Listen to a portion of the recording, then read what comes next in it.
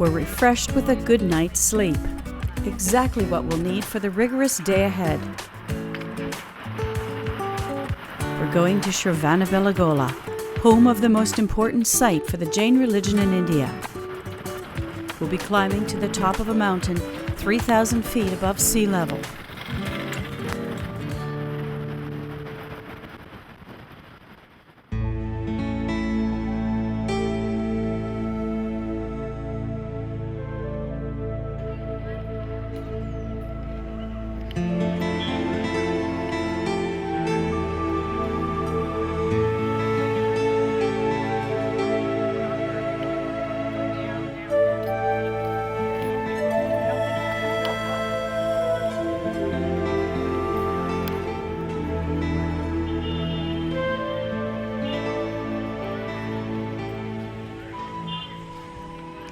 It's a sacred pilgrimage thousands of Jains and people from other religions come here to do.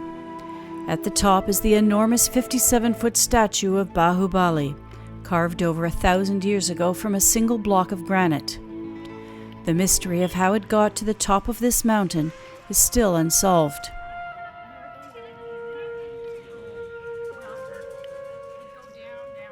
Barefoot or in socks, it's a long, grueling walk up the more than 500 steps that have been cut into the side of this mountain.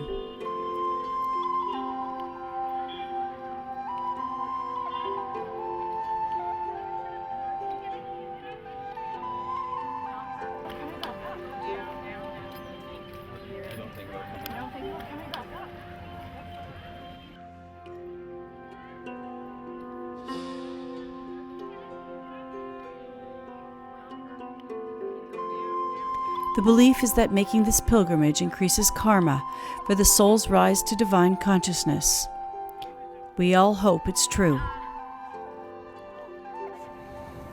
You walk up into the top of the mountain of silence, and as you're up here, no matter how many people are up here and how many children are running around, it's a place of silence, and it allows you to find the silence in yourself.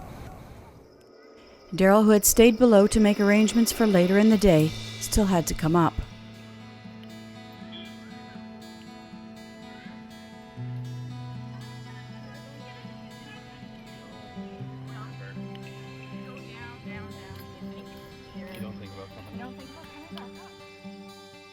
The steps of the temple at the top come into view.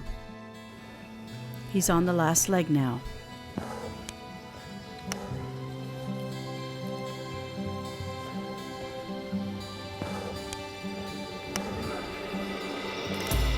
He's almost there. That final opening.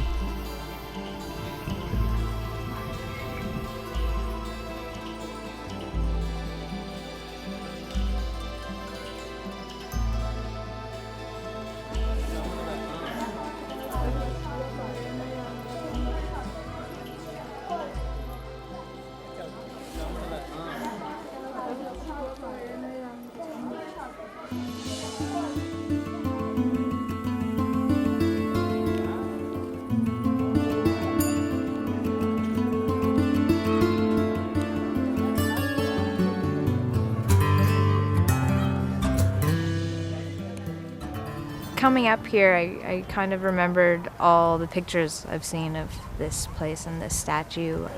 It was almost like I had been here, but then when I came into the inner sanctum and actually saw the statue in front of me, it was totally different. It's something that no matter how many times you can see something, you see it again when you're actually standing in front of it, and just the sheer size and it being right there makes you remember that you're a small part of this world, and knowing that you're part of everything around you, it's humbling.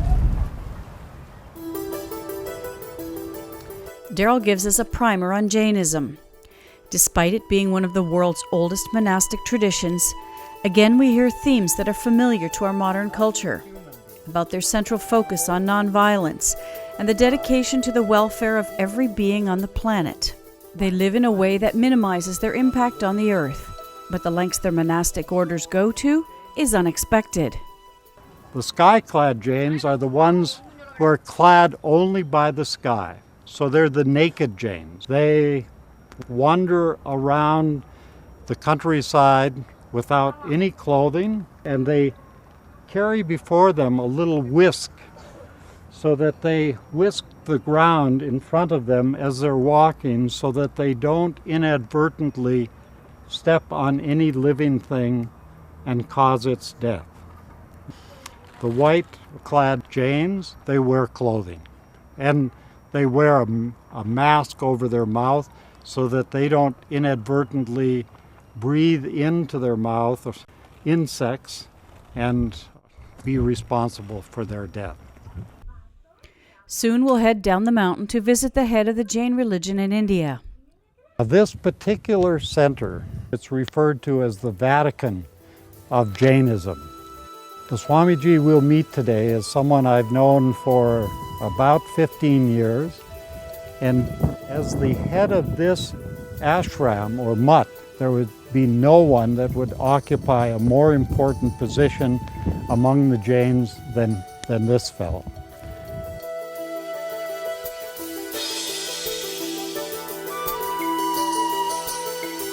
And we're on our way to do what we've traveled so far to do.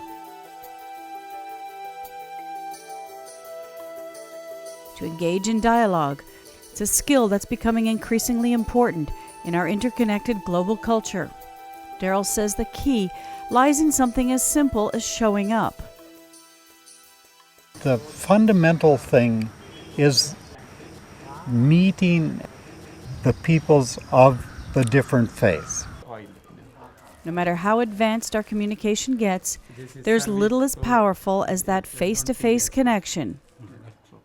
We've created now the internet, and this has created a worldwide kind of web of life in which we all find ourselves. All of a sudden, the world has shrunk. And there are pluses and minuses to this. It's not only a wonderful thing, it's also created a kind of false sense of familiarity with that wider world, right? It can. We see the images, so we think we know about it. Darrol begins our visit on a personal note. And Sandra is an artist and a teacher and been a friend for a long time. And Matt is just graduating right now. Ray is finished high school in Switzerland, though she's from Canada. And behind her is her mother, Jerry, a composer, a musician too.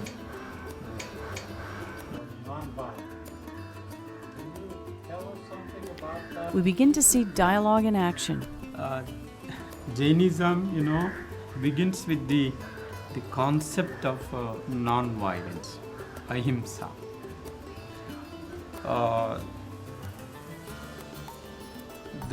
It starts with the food first. We engage in a process of listening and responding, of hearing and speaking. Life of monks is also restricted on the basis of non-violence. Jain teaches we have to respect life. He even used the word soul. Then a new soul comes in the seed, and it grows. So Swamiji, the Jain tradition involves your eating and your habits and all of this. It's also very philosophical. There's a very philosophical part of the Jain tradition. And listening to you today, we heard both about the practical and the philosophical. Yeah. So thank you very, very much. You have taken a lot of time to understand this history and the philosophy. And that is important because one should know the philosophy of others. I read Greek philosophy, French philosophy, British philosophy, German philosophy. And a new and surprising world is opening up. Not just different ways to understand things, but new relationships. We were sort of wrapping up, and then his people kind of came in, and he had all these boxes. First of all, I just thought it was for Darrol because he's been there and everything. And for him to welcome us like that, it's pretty profound.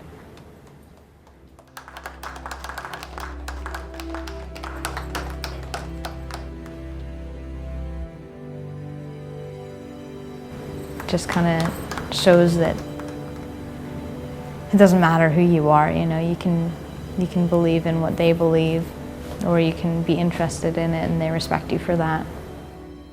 Please come again and again. Doors are always open to you. Thank you very, very much.